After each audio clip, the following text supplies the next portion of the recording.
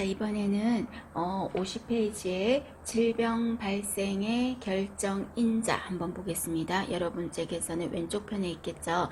자, 질병 발생의 결정인자 또는 감염병 발생의 3요소 전부 다 그런 의미로 생각하면 됩니다. 그럼 질병이 발생하려면, 감염병이 발생하려면 세 가지 요소가 있어야 된다. 그 세 가지 요소가 어떤 게 들어갑니까? 병인. 이때 병인이라는 말은 뭐예요? 병의 원인인 거죠. 병원체, 그 말입니다. 병원체. 자, 그 다음에 병원체가 어딘가에 들어가야 되겠죠. 그럼 어딘가에 들어가서 사는 장소를 무엇이라고 합니까? 숙주라고 하겠죠. 여러분 표시하셔야 되겠죠. 숙주. 자, 그러면 숙주와 병원체만 있으면 됩니까? 똑같은 병원체가 자, 예를 들어서 독감 바이러스가 사람 몸에 들어왔어요. 근데 그 독감이 일파만파로 많이 퍼뜨려지려면 계절 중에서 어느 계절이 좋아요?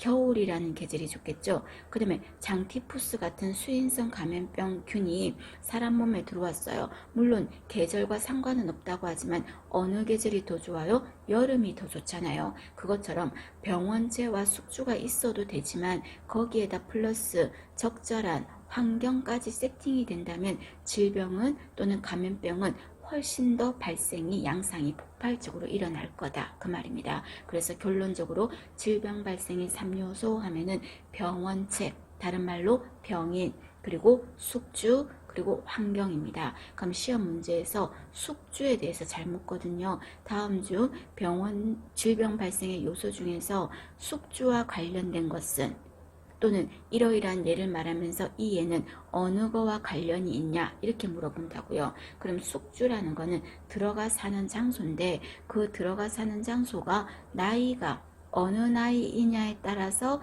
더 잘생기고 덜 생기고 있겠죠. 연령. 그 다음에 남자냐 여자냐에 따라서 들어가 사는 숙주가 남성이나 여성이냐에 따라 다를 수 있겠죠. 또는 종족이 어떤 종족이냐에 따라 다를 수 있겠죠. 그리고 들어가 사는 숙주가 면역력이 세다면 병원체는 들어가서 별로 크게 활개치지 못하지만 면역력이 떨어진 사람이라면 더 많이 심하게 증상을 드러내겠죠. 그 다음에 생활습관이 그래도 아주 그냥 양호한 사람이라 생활습관이 그냥 엉망진창이야. 어느 사람이 똑같은 병이 생겨도 더 악화되겠습니까? 더 심각하겠습니까? 생활습관이 안 좋은 사람이겠죠. 또 영양 상태가 불량한 사람들이 더 많이 악화되겠죠. 이런 거는 전부 다 들어가 사는 장소의 특성에 따라서 더 심하고 덜 심하고 차이가 난다는 겁니다.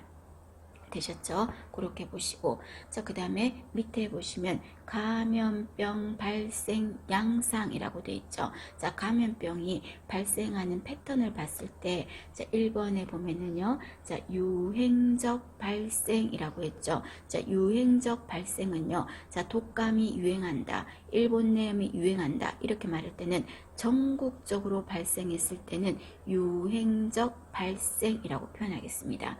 전국적으로 생겼을 때는.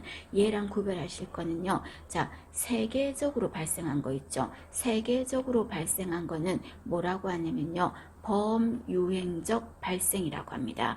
범유행적 발생. 여러분 요거가 거꾸로 앞뒤를 좀 바꿔 쓰면 더 좋겠어요. 그래서 범유행적 발생. 그거는 세계적으로 발생한 거다. 그 말입니다. 자, 세계적이라는 말은 범유행적. 코로나는 뭐예요? 전국적이에요? 세계적이에요? 세계적이지. 그래서 우리가 전국적으로가 아닌 세계적으로 발생하는 거는 범유행적을 팬데믹이라고 하잖아요. 코로나 팬데믹이라고 하죠. 이거는 세계적으로 발생한 범유행적 발생입니다. 구별하실 거. 그냥 유행적 발생은 전국적인 거, 범유행적 발생은 세계적인 거.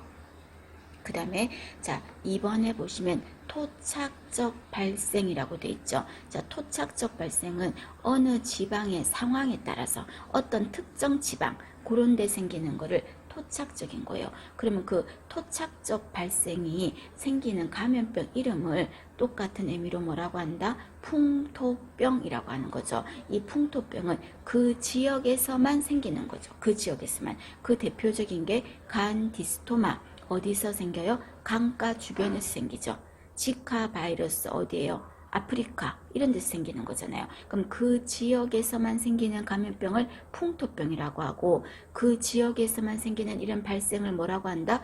토착적 발생이라고 한다고요. 되셨습니까? 자, 그 다음에 뜨문뜨문 생기는 거는 뭐라고 할까요? 산발적 발생. 그 다음에 주기적으로 발생하는 거는 뭐냐면 몇 년마다 생기고 하는 거예요. 그런 거는 주기적 발생이라고 합니다. 되셨습니까? 저라면 이 중에서요. 자, 토착적 발생 시험에 나왔던 적 있었고요. 그 다음에 여기에서 세계적 발생, 전국적 발생, 유행적 발생 요거 두 개 구별을 할 것 같아요. 봐주시고요. 자, 그 다음에 밑에 보시면 감염병 발생 요소라고 돼 있죠. 자, 감염병 발생 요소는 처음에 뭐가 있어야 돼요? 병원체 있어야 되겠죠. 병원체가. 그럼 병원체가 혼자 있어서는 감염병이 뻗어나가지 않지. 그럼 어디에 들어가서 살아야 되겠죠. 들어가 사는 장소를 뭐라고 한다? 병원소라고 하겠죠. 병원체가 들어가 사는 장소, 병원소. 다른 말로 뭐라고 합니까? 숙주라고 하겠죠. 숙주. 그리고 또 병원체가 병원소 안에 들어왔는데 애취하면서 빠져나가는 거지. 애취하면서 또는 성접촉을 통해서 빠져나가는 거지. 또는 대소변을 통해서 빠져나가는 거지. 이런 걸 뭐라고 해요? 탈출이라고 하겠죠. 탈출. 그럼 탈출해서 다른 데로 침방울로 탈출해서 막 퍼뜨려지겠죠. 그걸 뭐라 그래? 전파. 그리고 퍼뜨려지면서 어딘가에 새로운 숙주를 찾겠죠. 그죠? 아까 빠져나왔던 숙주 말고 그 신숙주한테로 어떻게 할까요? 들어가야 되겠지. 침입. 그죠? 그러면 모든 새로운 숙주한테 들어갔다 그래서 다 생기는 건 아니죠. 그래서 똑같이 코로나 바이러스를 접촉했던 사람이라도 어떤 사람은 생기고 어떤 사람 안 생기잖아. 그럼 어떤 사람이 생길까요? 감수성이 있는 숙주. 그 말은 면역력이 약한 숙주에게 생기는 거죠. 되셨습니까? 이해하시고. 자, 그러면 질문합니다. 자, 코로나 바이러스 환자가 마스크를 꼈어요. 반드시 마스크를 꼈어요. 자, 그거는 무엇을 차단하는 걸까요? 이 요소 중에서 6가지 요소 중에서 병원체 바이러스가 환자 자신이 마스크를 꼈다는 말은 뭐예요? 자기한테 있던 바이러스가 다른 데로 빠져나갈까봐. 그죠? 탈출할까봐 마스크로 막은 거잖아요. 탈출을 차단하는 거예요. 자, 이번에는요. 자, 어떤 사람 PCR 검사를 하는데 의료진들이 개인 보호구를 착용했어요. 마스크부터 개인 보호구를. 그럼 그거는 뭘 차단하는 걸까? 이 6가지 요소 중에서 다른 환자한테서 나오는 바이러스가 나 의료진한테 그 바이러스가 침입할까봐 보호구를 낀 거잖아요. 그죠? 의료진이 낀 거는 뭘 차단하는 거다? 침입을 차단한 거고 환자가 본인이 낀 거는 그게 바이러스나 병원체가 나갈까봐 탈출을 차단한 거죠. 의미하시겠습니까? 그렇게도 물어볼 수 있습니다. 자, 그 다음에 밑에 보시면 문제에서 잘 보셔야 됩니다. 자, 문제에서 뭐라고 하냐면 감염병이 발생하기 전이에요.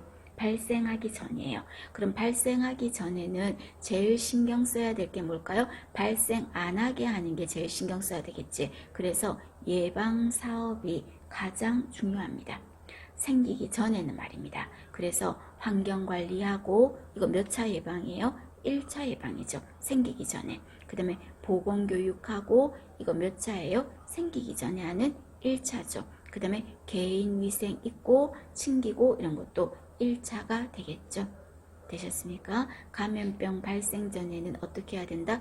예방에 초점을 둬야 된다. 그 말입니다. 그럼 이미 감염병이 생겼을 때는 어떡할까요? 생겼을 때는 예방은 솔직히 좀 이제 물 건너간 거죠. 어떻게 보면 이미 생기니까. 그럼 생겼을 때는 어떡할까? 더 심해지지 않게 하는 게, 더 많이 퍼뜨려지지 않게 하는 게 주력해야 되겠죠. 그러려면 어떡할까요? 감염자 또는 균을 갖고 있는 자, 보균자 이런 사람을 빨리 찾아내야 되겠죠. 찾아내서 격리하고 이래야 되겠죠. 그래서 감염자, 보균자를 색출하는 것, 그게 후에 해야 될 일입니다. 자, 그러면 밑에 보시면 똑같은 의미로 자, 결핵 발병률이 높대요. 발병률이 높다는 말은 이미 생겼다는 거죠. 그럼 이미 생겼을 때는 아까 제가 뭐라 그랬어요? 색출하자 그랬잖아요. 찾아내자 그랬잖아요. 그래서 보균자 색출에 힘쓴다. 그래서 감염자든 보균자든 색출에 힘쓴다 이 말이에요. 이미 생겼을 때는. 되셨습니까? 자, 그 다음에 밑에 보시면 여러분 매독균이 임신했을 때 생길 수 있다 그랬죠. 자, 임신했을 때 매독균이 생겼을 때는요, 얼마 안에 치료를 끝내면 된다? 5개월, 20주 안에 치료를 끝내면 애기한테는, 태아한테는 문제를 안 준다 그랬죠. 그래서 매독균이 발견되면 먼저 어떻게 해야 된다? 빨리 치료받는 게 우선이기 때문에 의사에게 보고한다 입니다. 의사에게 보고한다. 되셨습니까? 이해하실 거고요. 자, 넘어갈게요. 자, 아까랑 똑같은 의미입니다. 한 번 더 하겠습니다. 전염병이 이미 발생했어요. 그럼 이미 발생했을 때는 1차 예방은 물 건너 갔어. 그죠? 그럼 어떻게 할까? 빨리 접촉했던 사람 떼놓고, 그리고 또 감염자, 보균자 색출하고 이런 거 들어가겠죠. 절대 예방접종 이런 거하고는 관계가 없다. 이미 건넜으니까. 그죠? 그 말이고, 건강보균자 아까 설명했던 부분이고요. 자, 건강보균자 아까 했지만 여러분 간 안에 블랭크 가로가 돼 있으니까 적어놔 주십니다. 건강보균자. 자, 그 다음에 밑에 보시면 지역사회 간호 과정이라고 돼 있죠. 외우지 말고 한번 이해만 하시면 됩니다. 자, 지역사회에서 어떤 간호를 할 때 먼저 해야 될 일이 뭐냐면요. 자, 그 밑에 먼저 볼까요, 여러분? 지역사회 보건간호 사업을 할 때 우선 해야 될 게 뭐냐 이 말입니다. 뭘 하려면, 어떠한 간호를 해주려면 이 지역의 문제점이 뭔지를 알아봐야 되지 않나? 그럼 문제점을 알아보려면 뭔가 그네들이 문제점을 파악을 해야 되겠죠. 그래서 가장 먼저 할 일은 그 지역의 실태를 파악하는 거예요. 그 말은 또 다르게 말하면 그 지역이 주민들이 원하는 게 뭔지를 파악하는 거예요. 우리 지역은 혈압 관리가 제대로 안 된다. 당뇨 관리가 제대로 안 된다. 애기들 예방접종률이 낮더라. 이런 거를 미리 알아봐야 되는지요. 알아보고 확인하고 파악하는 거를 두 글자로 뭐라고 했습니까? 사정이라고 했어요. 그래서 가장 먼저 할 일은 이라고 말하면 실태를 파악한다. 요구를 파악한다. 또는 사정한다. 이런 말이 들어가야 됩니다. 되셨습니까? 그래서 그 위로 다시 올라가시면 지역사회 간호과정에서요, 제일 먼저 할 일은 사정, 알아보는 거예요. 알아봤더니 전체적으로 문제점을 뭔지 알아보고 파악을 해봤더니 우리 지역은 문제점이 혈압 관리가 제대로 안 되는구나 하고 혈압 관리에 대한 문제점을 알았어요. 그럼 진단 내린 거죠. 뭔가 자료를 모아가지고 알아보고 나서는 진단 내렸어. 이 지역의 문제점은 혈압관리 알아냈어. 그럼 혈압관리를 알아냈으니까 이 지역에 내가 어떤 거 해줄까? 라고 계획을 짜는 거지. 계획을 짜겠죠. 실행 가능한 계획을 짜겠죠. 우선순위별로 1순위, 2순위, 3순위 계획 짤 거야. 이런 거 할 거라고 짰으니까 이제 어떡할까요? 해야지. 실천해야지. 수행하는 거죠. 1번하고 2번하고 3번하고 수행하는 거예요. 하고 나서 끝 하면 안 되고 이 수행이 제대로 잘 돼 효과가 있는지를 뭐를 해야 돼요? 평가해 봐야 되지. 그래서 나는 1번에 굉장히 열심히 했는데 1번 활동 열심히 했는데 1번은 반응이 평가가 세모밖에 안 돼. 그 다음에 2번은 진짜 열심히 했는데 2번은 이거는 정말 효과가 좋았어. 사람들한테. 3번은 열심히 했는데 효과가 하나도 없었어. 그러면 효과가 좋았던 거는 괜찮은데 열심히 했는데 세모인 거, 열심히 했는데 X인 거는 좀 이상하잖아요. 그럼 왜 그러지? 내가 어떤 방법에서 지금 접근을 잘못한 거지? 그러면 이렇게 하면 안 되고 다른 방법으로 해야 되겠다. 그래서 다시 계획을 짜는 거죠. 다시 계획을 짜. 그럼 다시 계획 짜고 나서 어떡할까요? 또 하는 거지. 수행하는 거지. 그리고 수행하고 나서 또 평가하는 거지. 그래서 보완됐어. 좋았으면 다행인데 보완했음에도 여전히 또 그렇다면 다시 또 계획을 짜는 거죠. 이런 식으로 사정하고 알아보고 문제점이 뭐다 진단하고 필요한 거에 따라서 계획을 짜고 실천하고 평가하고 재계획을 하는 게 과정입니다. 외우지 말고 이해하시면 됩니다. 봐주세요. 그 중에서 제일 먼저 할 일은 뭐라 그랬어요? 사정이에요. 사정이라는 말은 다르게 말하면 파악한다. 주민들의 요구도 파악한다. 같은 말로 사정한다. 같은 말이에요. 되셨죠? 봐주실 것.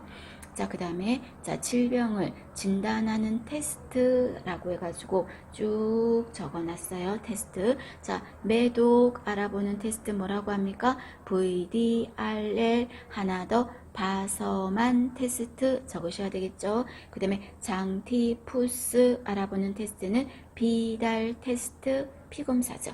비달 테스트. 그 다음에 디프테리아를 알아보는 테스트는 시크 테스트라고 하겠죠. 시크 테스트. 그 다음에 성홍열, 온몸이 홍색으로 변하고 딸기 모양의 혀 하는 거는 성홍열 알아보는 테스트는 SD라고 했죠. D 테스트. 그 다음에 결핵을 알아보는 테스트는 투베르클린 테스트. 그 다음에 유행성 이하선염 알아보는 테스트는 새콤한 거를 먹여봤을 때 알 수 있다. 그래서 레몬 테스트라고 하죠. 레몬 테스트. 그 다음에 엘라이자법, 웨스턴 블러법 이런 말 나오면 에이즈 알아보는 테스트고요. 되셨죠? 보실 것.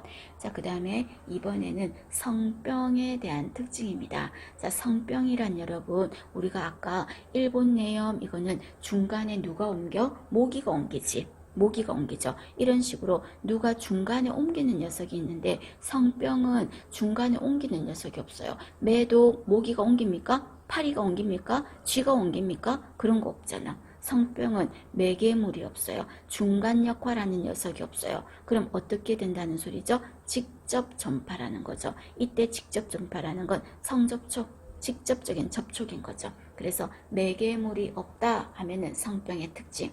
직접 전파다 성병의 특징. 그리고 접촉자 발견이 어렵죠. 겉은 멀꾸름해가지고 양복 입고 여러분 국회의원들 봐봐, 정치인들 봐봐, 얼마나 멀꾸름해 잘생겼어, 핸섬하고. 그런데 그런 사람이 막 성병 막 득지 다 있어. 또 어떤 사람은 막 저기 뭐 막 막노동 하는 것 같이 뭐 옷도 지저분하고 얼굴도 험상궂게 생겼어. 온갖 성병균을 다 모아놓은 창고 같은데 그 사람이 FM일 수도 있어. 그죠? 몰라요. 겉으로 봐서는. 그래서 접촉자 발견이 어렵다는 거죠. 그리고 또 파트너와 함께 치료해야 되겠죠. 그죠? 그리고 성병 환자에게 교육할 때 제일 중요한 게 뭐다? 성병은 무서운 병이라는 것만 주지시키면 포기하겠죠. 그리고 또 약간 보복 심리가 있어서 다른 사람들한테 막 일파만파를 일부러 퍼뜨리려고 애를 쓰겠죠. 그래서 이 사람들한테 어떤 걸 강조해야 된다? 꾸준히 치료하면 나을 수 있다라는 거를 강조해야 되겠죠. 그죠? 성병의 특징들입니다. 봐주실 것. 그 다음에 밑에 보시면 여러분 외상 후 스트레스 장애라는 거와 그 다음에 범불안 장애라는 게 있어요. 그죠? 외상 후 스트레스 장애 그리고 범불안 장애가 있다. 자, 외상 후 스트레스 장애의 특징은요. 범불안하고는 달라. 얘는요. 생명을 위협할 정도의 극심한 스트레스예요. 생명을 위협할 정도의 극심한 스트레스예요. 예를 든다면 엄청나게 심각한 사고를 다 했어. 차가 막 뒤집어지어서 막 불이 나고 난리가 났어. 그럼 그거는 진짜 스트레스 아니었겠어요? 그죠? 또 자연재해가 일어나서 이번에 생각해봐요 여러분. 물난리 난 것만 해도 그럼 엄청나게 힘들었던 기억이 있을 수 있겠죠. 그런 거. 또는 성폭력을 당했어. 그죠? 또는 뭐 어떤 내가 뭐 인질로 잡혔어. 그럼 그런 거 엄청난 스트레스겠죠. 이런 걸 경험하고 났을 때 생기는 반응이에요. 그런데 범불안 장애는 그런 게 아니에요. 범불안 장애는요. 어떤 거냐면요. 지나치게 그냥 걱정하는 거예요. 일어나지도 않은 일까지 오히려 막 걱정을 사서 하는 거. 그런 거를 범불안 장애라 그래요. 그래서 비현실적인 걱정. 생각 안 해도 되는데 시험 떨어지면 어떡하지? 9월 24일 시험 떨어지면 어떡하지? 어떡하지? 그것만 걱정해. 그 시간 공부하겠다. 아직 29일 남았는데 충분히 되는데 그냥 걱정만 하는 거예요. 걱정만. 그건 범불안 장애야. 그렇다 해서 이 시험 떨어질까 봐 걱정하는 게 외상 후 장애는 아니잖아요. 그죠? 달라요, 의미가. 그럼 외상후 장애인 경우는 어떻게 간호를 해야 됩니까? 자, 이 사람들은요, 어떤 생각이 들까요? 이번에 물 날리만 해도 그 물이 막 이렇게 하면 수압이 세가지고 문이 안 열린대요. 문이 안 열려. 그럼 그런 곳에 있었던 사람들이 가까스로 살아남았어. 그럼 물만 보면 어때? 비 오는 것만 봐도 무섭겠죠. 후덜덜 하겠죠. 그럼 막 물만 보면 무서워 죽겠어. 물만 보면. 그럼 물만 보면 무서워서 이렇게 막 무너질 것 같고 잠길 것 같고 이런 생각. 그런데 물이 있다고 그래서 잠기는 건 아니잖아요.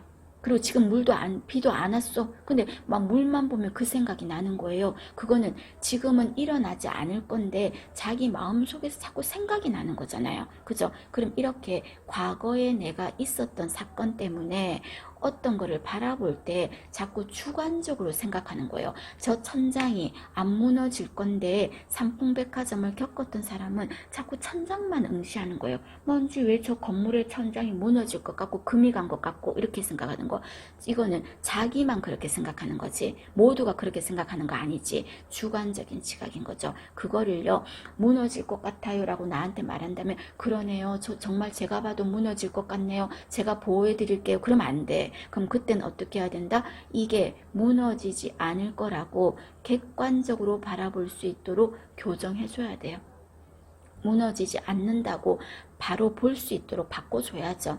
그걸 무너질 것 같다고 같이 으쌰으쌰하면 안 되겠죠. 그 말입니다. 그런데 바로는 잡아주되 이 환자는 천장이 무너질 것 같고 물만 보면 무섭고 하니까 막 심계항진 또 막 손에도 땀이 날 거고 숨 쉬는 것도 갑자기 막 과호흡을 하면서 불안해서 힘들 거예요. 그럼 그런 신체적인 심리적인 증상이 나타나는 게 불쌍해요, 안 불쌍해요? 불쌍하잖아. 얼마나 괴로울까? 그죠? 그럼 그런 증상에 우리는 어떻게 해야 된다? 무시하면 안 돼요. 그 증상에 반응을 해줘야 돼요. 그래야 환자를 이해하는 거지. 그래서 우리가 치료적 의사소통에 환자가 어떤 얘기를 했을 때 많이 속상하시군요. 이렇게 말하는 게 뭐예요? 반영이잖아요. 그 사람 마음을 읽어줘야지. 그래서 신체적 심리적 증상에 반응해줘야 돼. 그러나 반응을 해주는 건 맞지만 잘못된 생각을 서포트하면 안 되겠죠. 그래서 환자가 잘못 생각하고 있는 비논리적 사고는 어째야 돼? 반드시 고쳐줘야 돼. 천장 무너지지 않을 거라는 거. 되셨습니까? 그러면 이 사람한테 계속 잘못된 생각을 하고 있다는 걸 알려주니까 환자는 또 어떤 생각이 들까? 내가 이러다가 진짜 미쳐버리는 거 아닌가? 미친 거 아닌가? 생각이 들겠죠. 그러면서 또 막 자존감이 떨어지고 또 더 무섭겠지. 내가 정신질환자가 된 것 같으니까. 그러면 이 환자한테 희망을 줘야지. 어떻게? 괜찮으세요. 시간이 지나면 과거에서 벗어날 수 있으실 거예요 라고 인지시켜줘야 되겠죠. 과거의 영향에서 벗어날 수 있다라는 거를 인지시켜줘라. 그 말입니다. 되셨습니까? 자, 그런 부분에 대해서 간호를 이렇게 하라 하는 거. 아마 모의고사 때 물어보면 어떤 의미인지 잘 구별하세요. 환자의 증상에 반응한다 안 한다? 반응해야 돼. 그런데 주관적인 생각을 어떻게 해야 돼? 객관적으로 볼 수 있도록 바꿔줘야 돼. 비논리적인 사고 바꿔줘야 돼. 그러나 시간이 지나면 벗어날 수 있다. 희망 줘야 돼. 되셨죠? 그게 외상후 스트레스 장애입니다. 자, 반면 범불안 장애는요. 이거는 오늘 내일 그런 게 아니에요. 언제 그렇다? 6개월 이상. 예전에 김구라 씨 또는 정영돈 씨 이런 사람들이 방송하다가 너무너무 막 힘들어가지고 하고 이랬거든. 잠깐 중도하차하고 있거든요. 불안감. 이런 거예요. 범불안 장애. 그래서 6개월 이상 지속되고요. 그리고 이거는 오늘 내일 그런 게 아니에요. 지속적이고 만성적으로 했는데 걱정이 좀 이해를 못하는 입장에서 보면 시잘데기 없는 걱정하고 있어. 비현실적인 걱정을 하는 거예요. 그래서 주로 막 너무 과하게 걱정하니까 막 머리도 아프고 막 속도 메스꺼고 잠도 안 오고 밥맛도 없고 계속 고민하는 거죠. 그런 게 바로 범불안 장애라고 합니다. 두 가지 사례를 말했을 때 이게 외상후 스트레스냐 범불안 장애냐 하는 거를 구별해 내실 것. 그 다음에 변화 단계 이론이라고 돼 있죠. 자, 변화 단계 이론이라는 거는 이거는 일반 적응 증후군이라고 하는데 이거는 주로 어떤 케이스로 실험을 했다? 금주, 금연 사업을 테스트로 사례로 한번 해본 거죠. 자, 먼저 전혀 끊을 생각이 없는 단계를 뭐라고 합니까? 적으셔야죠. 계획 이전 단계. 담배나 술을 전혀 끊을 생각이 없다. 옆에다 적어두세요. 전혀 끊을 생각이 없는 단계. 그런 단계를 계획 이전 단계라고 합니다. 그럼 이때 전혀 끊을 생각이 없으니까 그래 팔자대로 살다가 죽어라 그게 아니라 계속 몰라서 그런 거니까 정보를 줘야 되겠죠. 정보를 계속 줘야 돼. 몰라서 머리에 든 게 없어서 그런 거니까 정보를 계속 주입을 해야 되는 거죠. 그러면 계속 집어넣어 놓으니까 자기도 머리에 딱지 안 들도록 귀에 딱지 안 들도록 들어가지고 이젠 알겠어.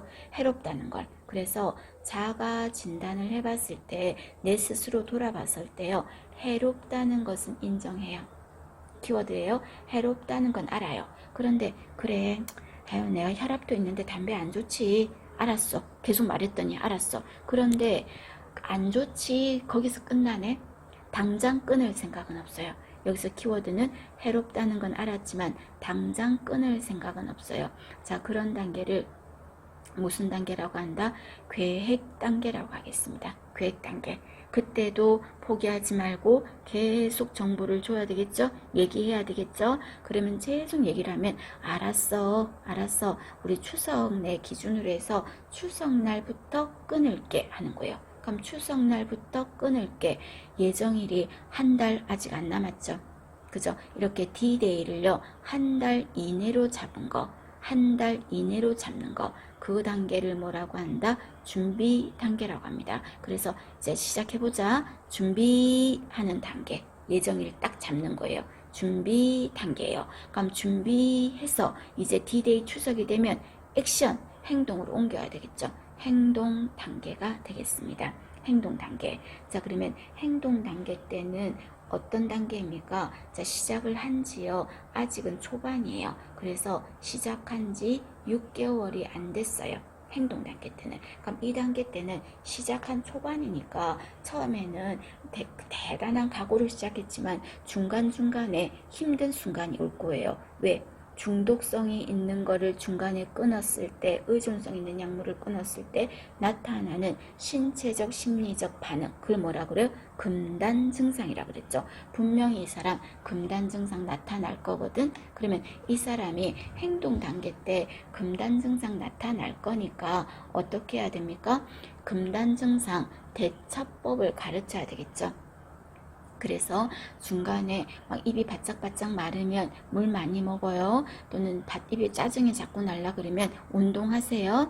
또는 자꾸 뭐가 먹고 싶으면 담배를 피우고 싶으면 껌 씹어요. 과자 좋아하는 거 사놓을게. 그리고 용돈 줄게. 이런 거죠. 쉽게 말해서. 그래서 금단 증상 대처법을 가르치는 게 언제냐 하면은 행동 단계 때 가르친다.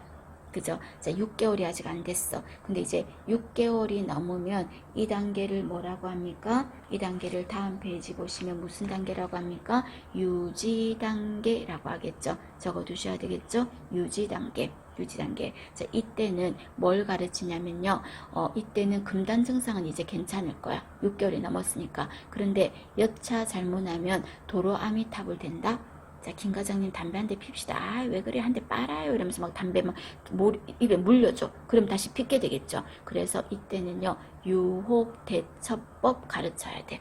유혹 대처법. 되셨습니까? 그게 가르치는 게 유지 단계입니다. 자, 이 부분 모의고사 때 어떻게 접근하는지 보셨죠? 어떤 사례를 말하면서 이때가 무슨 단계냐? 이렇게 물어보죠. 또는 이 중에서 다음 중 어떤 단계가 아닌 것은 이런 것도 물어보죠. 그래서 어떤 사례를 말했을 때 이게 무슨 단계인지 찾아낼 것, 그거 봐주십니다.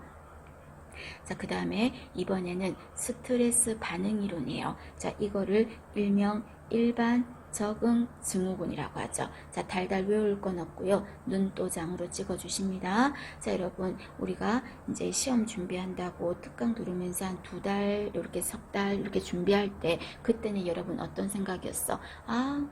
아, 이제 공부 좀 해야 되겠네. 이제 공부 좀 해야 되겠네. 시험이 슬슬 다가오네 하면서 내 몸에서 긴장감이 좀 업되죠. 긴장감. 그럼 긴장감이 업될 때 나오는 신경이 무슨 신경이다? 스트레스를 나타낼 때 교감신경계죠. 그래서 교감신경계가 슬슬 흥분하는 시기예요. 흥분하니까 아드레날린이 막 나오면서 긴장되는 단계죠. 그럼 이 단계는 내 몸에 스트레스가 오고 있다 하고 알려주는 단계예요. 알람을 울려주는 단계예요. 그 단계를 뭐라고 한다? 적으셔야 되겠죠? 경고기라고 합니다. 그래서 경고기는 교감신경이 흥분한 단계, 흥분해서 자극을 주는 단계가 경고기라고 하겠습니다.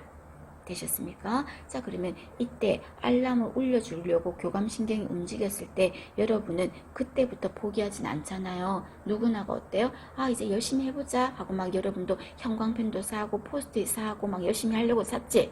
그죠? 그러면서 열심히 해보자 하고 막 줄긋고 샀지. 그런 단계가 무슨 단계다? 싸우는 단계죠. 스트레스와 내가 싸워보지 뭐 하는 단계. 그 단계를 저항기라고 하죠. 저항기. 이때 열심히 싸우고 꾸준히 싸우고 뒷심 있게 싸워야 되는데 쪼매하다가 그냥 아이고 안 해. 쪼매하다가 또 그냥 학원 수업 안 듣고 싶어. 또 졸려. 중수업 제대로 참여 안 해. 그럼 어떻게 돼요? 싸우다가 나중에는 시험 다 됐어. 그럼 내가 쉽게 말해서 싸워서 이긴 게 아니라 내가 졌다고. 지면 어떻게 돼요? 아유 모르겠다. 뭐 시험이 뭐 9월 24일만 있냐? 내년에 3월에 봐도 되지? 내가 아직 뭐 충분히 되지? 이런 거 뭐예요? 합리화시키는 거죠. 합리화해서 서로가 그냥 자기 스스로가 자포자기하고 또는요 어떤 경우는 멘탈이 쪼개지는 거죠. 남들 다 붙었는데 혼자 떨어져 봐요. 그냥 모든 게 그냥 멘탈이 쪼개지죠. 그리고 또 너무 스트레스 받으면 어때요? 호르몬 분비도 중단된다. 생리도 안 해. 그런 것도 있어. 그리고 우울해지죠. 막 쪼개지죠. 스트레스 빵빵 오죠. 내가 졌어. 내가 지쳐버렸어. 이 단계가 무슨 단계다? 소모기 단계입니다. 여러분은 소모기 단계에 다다라도 이런 일이 일어나서 지는 일이 없어야 됩니다. 아직 충분히 이겨낼 수 있습니다. 여러분 그런 단계를 말합니다. 자, 교감신경이 슬슬 흥분해서 알람을 울려주는 단계는 경고기. 까짓 거 뭐 공부 뭐 별거 있겠어? 다 붙는데 하면 되지 뭐. 저항기. 아유 모르겠다. 졌어. 소모기. 되셨죠? 이렇게 이루어져 있다.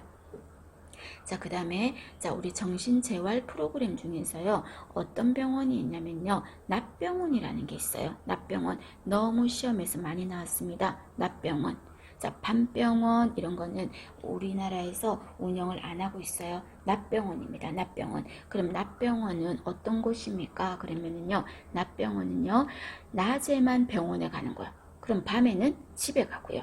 그러면 낮에 병원에 가는 거 보니까 입원 치료 맞네.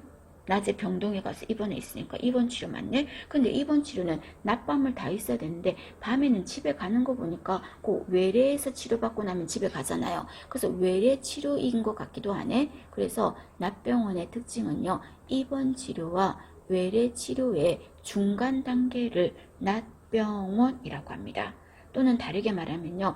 낮에는 어디로 가요? 병원에 출근하지. 그리고 집으로 퇴근하지. 그래서 출퇴근하는 형식의 주간재활센터, 낮병원이니까 주간재활센터가 낮병원이다. 그 말입니다. 그러면 낮병원은 어떤 장점을 가지고 있습니까? 우리가 정신병원에서 낮병원 운영 많이 하고 있거든요. 그럼 낮병원의 장점은요. 자, 여러분 밤낮으로 병원에 있는 것보다 낮에는 있고 밤에는 집에 가고 하면은 집에 갔을 때 또 친구도 만날 수도 있고 사회 복귀 또는 사회 적응 이런 거 좀 도와주지 않을까? 밤낮으로 병원에만 있는 것보다 그죠? 도와주겠죠. 그리고 또 가족들 입장에서 봐도 여러분 가족들이 우리 애가 낮밤으로 병원에만 입원해 있어. 그게 더 심각하게 느껴져요. 밤에는 그래도 집에 와서 가족들하고 밥도 먹고 얘기도 나누는 게 덜 심각하게 느껴져요. 당연히 집에 오는 거죠. 그래서 가족들의 심리적인 부담을 줄어들게 만들게요. 그리고 또 경제적인 부담도 낮밤 다 입원하면 입원비가 크잖아요. 그죠? 그래서 경제적인 부담도 감소시킬 수 있어요. 그리고 집에 와서 가족들하고도 얘기하고 친구들도 만나고 하다 보니까 대인관계 훈련을 미리 하는 거지. 그래서 내가 향후 이제 완전히 집으로 왔을 때 사회적으로 고립이 안 되게 도와주겠죠. 그리고 또 이렇게 점점 워밍업을 해야 재발이나 입원을 다시 하는 일을 막을 수 있겠죠? 하는 게 납병원의 장점입니다. 외우지 말고 이해하시면서 봐주셔야 됩니다. 자, 그 다음에 우리가 1차 예방, 2차 예방, 3차 예방이라는 거는 여러분 어디에서라도 그거를 다 적용할 수 있거든요. 치과에서도 쓸 수 있고, 그죠? 그러면 치과에서 쓴다고 친다면요, 우리가 불소, 용액, 양치 이런 거 스케일링 이거는 몇 차인데요? 1차 예방이야. 그 다음에 치은, 잇몸, 치은염을 치료받아. 그럼 몇 차예요? 2차예요. 그 다음에 신경치료하고 임플란트하고 이런 거는 뭐예요? 치아 빼고 의치하고 이런 거는 3차예요. 그것처럼 정신건강에도 예방이 1차 예방, 그 다음에 2차 예방, 그리고 3차 예방 얘가 있어요. 자, 이에 여러분 정확하게 구별을 하셔야 됩니다. 그래서 1차 예방은 가정폭력을 정신건강복지센터 보건복지부 장관이 설립한 거예요. 센터를 해서 가정폭력을 상담하는 거야. 그럼 가정폭력 당한 아이들이나 또는 가족들한테 상담했어. 그 사람이 지금 정신질환이 생겼나? 그건 아니잖아요. 생길 위험이 있으니까 미리 예방하는 거죠. 1차예요. 그 다음에 또 이런 거에 대해서 홍보하는 거. 그리고 또 정신건강증진시설에는 종류가 의료기관이 있고 정신요양시설이 있고 정신재활시설이 있다. 그리고 이런 거 필요할 때는 이렇게 이용하라 알려주는 거죠. 그럼 알려주는 거 생기기 전에 미리 알려주는 거죠. 몇 차 예방이에요? 1차 예방이에요. 그 다음 2차 예방은요.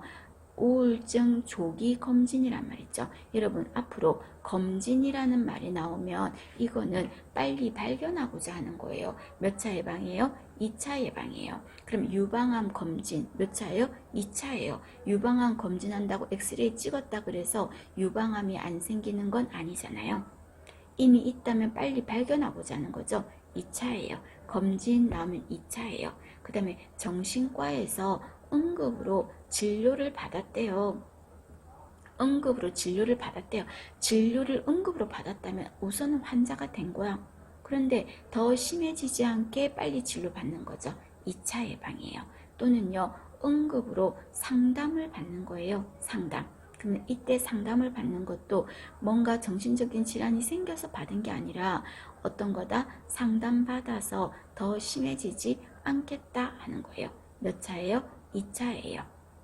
그 다음에 3차 예방은 사회복귀, 직업훈련, 재활훈련, 약물교육이나 추후 간호 이런 거를 알려주는 게 3차 예방이고요. 되셨습니까? 봐주시고. 자, 그 다음에 여러분 스트레스 방어 기제라고 있죠. 자, 스트레스 방어 기제는 제가 여기엔 안 적었어요. 여러분 요거 여러분 요점 정리 교재에서 여러분들이 이거 다 정리 잘 하셔야 돼. 자, 이 중에서 여러분 이때 부정이라는 거 있죠. 자, 부정은 어떤 거예요? 어떤 거예요? 사실로 받아들이지 않는 거잖아요. 5개월밖에 못 사는데 10년 뒤 계획을 짜고 있어. 세계 여행 가는 거 안 받아들이는 거죠. 나는 아니야. 그럴 리가 없어. 이런 건 뭐예요? 부정 단계. 그 다음에 투사라는 건 어떤 겁니까? 남 탓하는 거. 누구 탓으로 하는 거. 그걸 뭐라고 해요? 투사라고 하는 거죠. 남의 탓으로 돌리는 거. 그 다음에 억압이라는 거는 너무 고통스러운 경험이 있었을 때 그거를 생각하고 싶지 않아서 떠올리고 싶지 않아서 무의식의 세계로 눌러버린 거. 고통스러운 경험이나 기억 같은 거를요, 무의식의 세계로 눌러버리는 거. 그걸 뭐라고 합니까? 억압이라고 합니다. 억압. 자, 이거와 구별할 게 억제라는 거 있었죠. 자, 억제는 어떤 겁니까? 얘도 생각하고 싶지 않아. 근데 조금 전에 억압은요, 무의식의 세계로 눌러버려서 진짜 기억이 안 나요. 그런데 억제는 어떤 거냐면요, 잊어야지, 생각 안 해야지 하는 거예요. 자, 지금 막 또 친구들이 놀러 가졌어. 놀러 가고 싶어. 시험 지금 한 달도 안 남았는데 놀러 갔어. 결론은 갔어. 갔는데 어때요? 아, 생각 안 할래. 아, 공부 생각 안 할래. 이틀 2박 3일은 그냥 빡세게 놀아야지. 생각 안 할래 하는 게 억제인 거지. 근데 안 할래 하지만 생각나 안 나? 중간중간에 나. 중간중간에. 오늘 몇 회 시험 봤니? 오늘 몇 회 봤다? 너무 어려웠어. 막 나도 생각나는 거죠. 이런 거는 억제. 전혀 떠오르지 않는 거는 억압. 되셨습니까? 자, 이번에는 좋은 쪽으로 에너지를 쓰는 거 가장 좋은 거예요. 스트레스 왔을 때 막아내는 방법에서 뭐예요? 승화인 거죠. 아주 폭력적인 사람이 건투 선수가 된 거죠. 이런 거는 좋은 쪽으로 에너지를 쓴 거잖아요. 승화. 그 다음에 미운 놈 떡 하나 더 준다. 반대로 행동하는 거죠. 미우면 떡 안 줘야지. 예쁜 사람한테 줘야 되는데 미운데 주는 거죠. 미운데 너무너무 좋다고 막 잘해주는 거 반동이에요.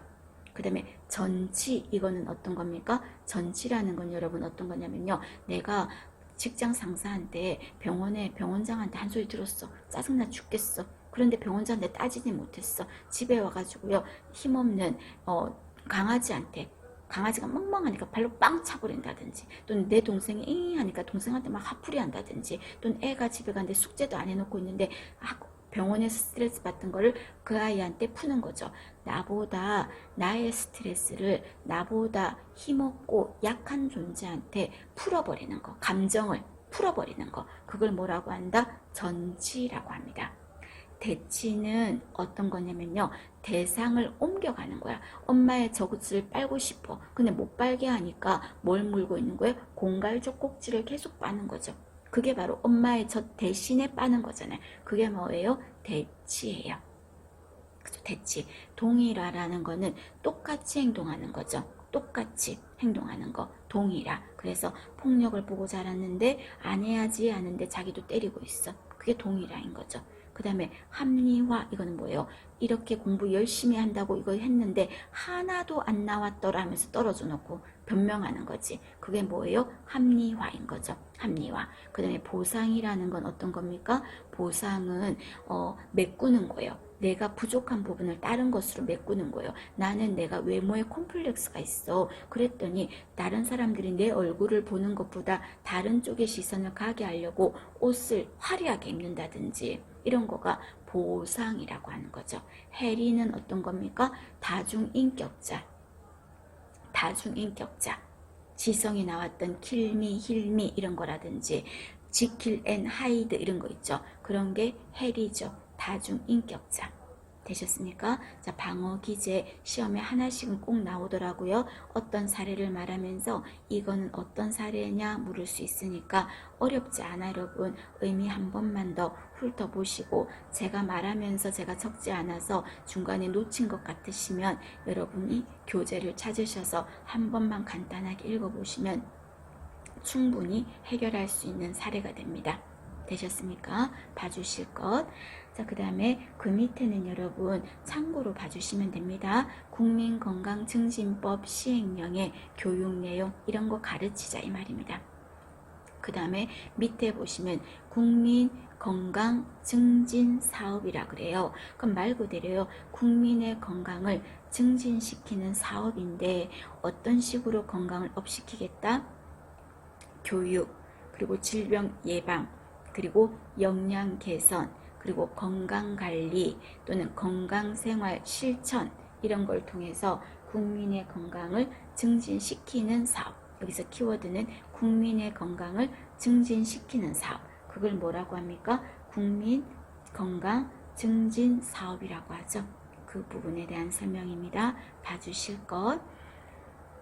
자, 그 다음에 다음 거는 여러분 참고로만 하면 됩니다. 자, 국민건강증진종합계획. 이거 몇 년마다 세운다? 5년마다. 누가 세운다? 보건복지부 장관이 세우겠습니다. 그럼 이때 계획은요, 몇 년 계획을 짤 거냐면요, 10년 계획을 짤 거야. 10년 계획을. 그래서 지금 현재는 5차 계획인데 외우진 말고 여러분 한번 봐줘요. 최근 내용이라서 적은 겁니다. 5차에 속하는데 2021년부터 30년도까지 해서 10년 계획을 짜는 거예요. 그럼 지금 현재는 우리나라는 몇 차 계획에 들어가요? 5차 계획에 들어가죠. 그럼 이때 5차 계획에서 목표가 뭐냐면요, 평균 수명 연장이 아니라 건강 수명 연장이에요.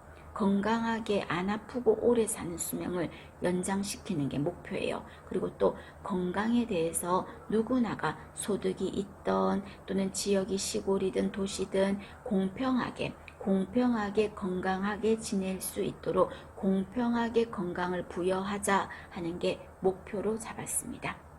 되셨습니까? 그래서 이때 5차, 우리나라는 국민건강증진종합계획의 5차에 속하고 이 5차의 목표는 건강하게 살고 건강에 대해서 공평하게 해주자 하는 게 목표라는 거.